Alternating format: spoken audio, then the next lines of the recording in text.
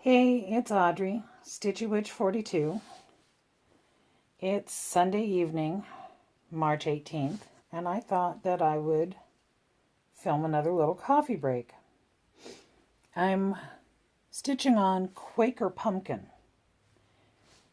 which was gifted to me by a lovely lady down in Australia. Her name is Marie, and I'll tell you more about that on my next video.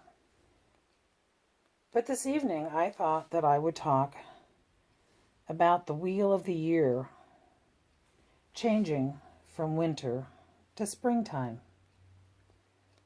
Spring Equinox is just a couple of days away. Days are starting to get a little bit longer, starting to get just a little bit warmer. My front flower beds are full of daffodils. The grape hyacinths the leaves have come up and they're getting ready to bloom. And in spring, my front flower bed just looks so pretty. And then it kind of looks like, for the rest of the year. I have to work on getting other things out there that bloom throughout the seasons.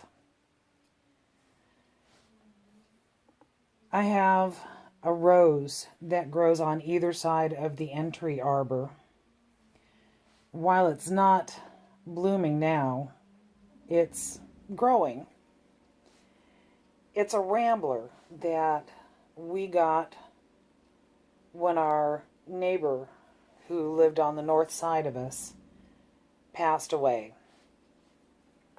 She was an elderly lady, and she lived in this very decrepit, rundown house, but she had this beautiful magenta rose that grew along the house.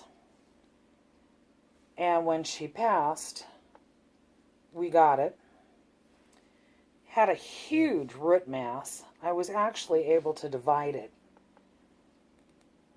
And so I have this wonderful magenta rose that will bloom later on in the season on either side of my entry arbor. I have no idea what the name of that rose is.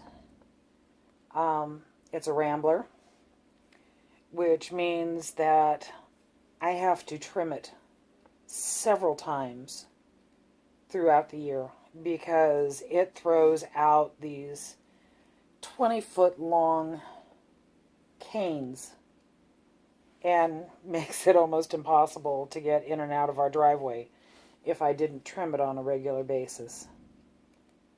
But when it's in bloom, it is covered with these gorgeous magenta roses. It also has killer thorns. When I have to go out and trim it, I have to be in full body armor to tackle that beast. I wear one of my husband's thick, lined flannel jackets, leather gloves, and it still manages to find some place to grab me on bare skin and draws blood every single time. So I refer to it as my vampire rose. And the other name that we call it, well,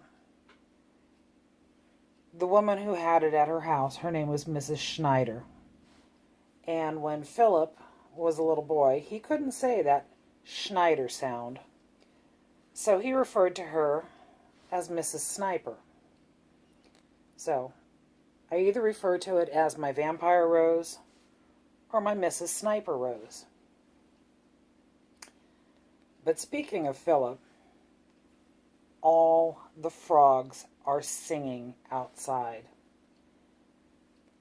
We have had a nightly chorus of frogs singing to us. They are in a ditch about a block away from us to the south. To the south. And you can just hear all of them singing outside. We still have the one that's under the kitchen, who has been singing quite a bit too. In fact, when my daughter was over the other day with my granddaughter Rowan, they were in the kitchen, and my daughter asked me, "Is the frog in the kitchen?" I said, "No, the frog is under the kitchen." And Rowan wanted to know what we were talking about, so he explained it to her. I don't think she had ever realized that that little croaking sound was an actual frog under the house.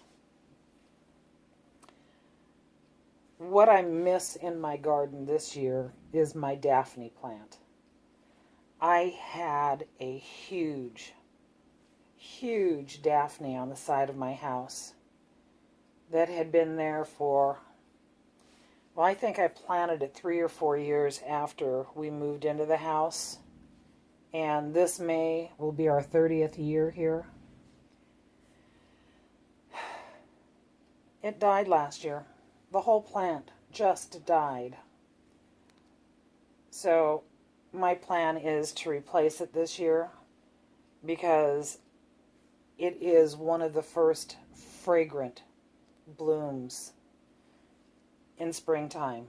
And I am really missing walking out on my porch and having that lovely perfume smell from the Daphne welcoming spring.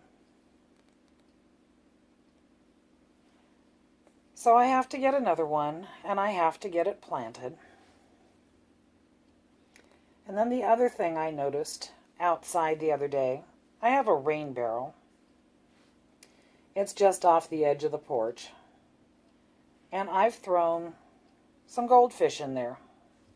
I've done this a couple of times over the years, but I started this one about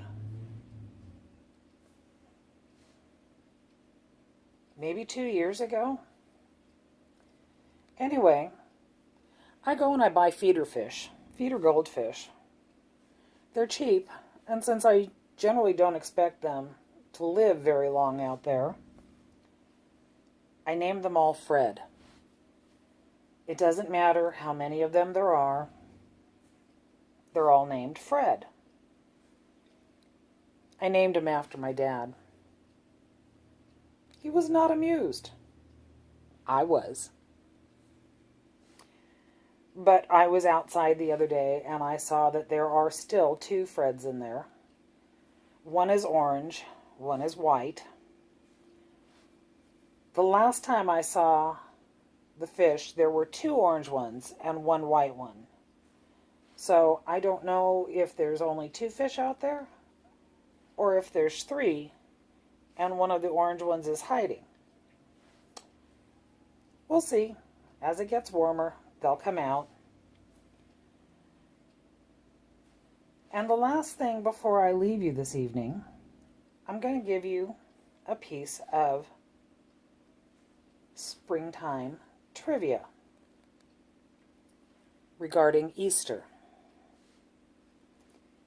Easter is our only holiday that the date changes from year to year.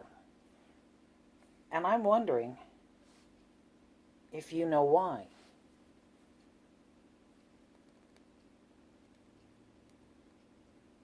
Easter falls on the first Sunday after the first full moon after the Spring Equinox. So that's why the date can change anywhere from the end of March to the middle of April. It all depends on when that full moon lands in the season. So on that note, I'm going to wish you all a fabulous evening. This is Quaker Pympkin,